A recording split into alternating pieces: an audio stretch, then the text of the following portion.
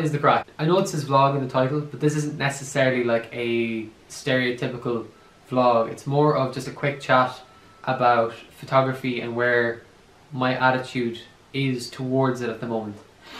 So something that you'll commonly hear whenever it comes to photography is that a good photographer can take a good photo no matter what camera it is they're using, whether it is an iPhone, a point and shoot camera, a bridge camera, a DSLR, medium format, doesn't matter. That's something that's really stuck with me since I've gotten more into actually taking photos and little videos as well. It's trying to actually make do with what I have. And bearing that in mind, I said I'd try and rise to the challenge. Now, obviously for the last few months, I have been using a more advanced camera. There's a Canon 750D. That camera isn't actually mine. I've been borrowing it from my sister. And as I mentioned very briefly in the last video, I'm actually going to be leaving that behind when I go to Chile. I'm considering maybe leaving the DSLR behind.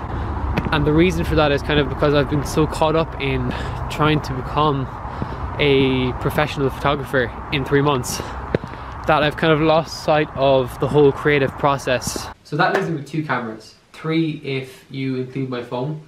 One of them I'm recording with now, it is a Canon SX720HS, which is a small point and shoot camera. Fairly basic job, and it's the first camera that I've ever bought for myself. And then there's also this. It is a Sony DSC f828, which is actually 14 years old. It was first manufactured in 2004. And it has actually been sitting on a shelf for God knows how long now. It's a camera that I would have mentioned in a blog post a few months ago talking about when I first started to get into photography.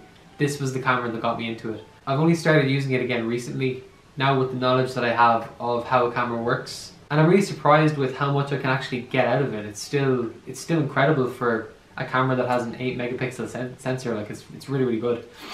So that leaves me in a really good place, I think, where instead of focusing on, you know, clarity and sharpness in my images, you know, the quality of things, I'm rather focusing now more on, you know, the creative process behind them and working with the tools that I have at my disposal, which I think is a really, really good place to be in. So I don't really have an expensive setup, and I don't have the money to go out and buy one either.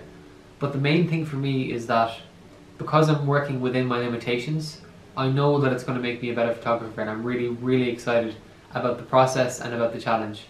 And hopefully I'll come out stronger afterwards. See you next week.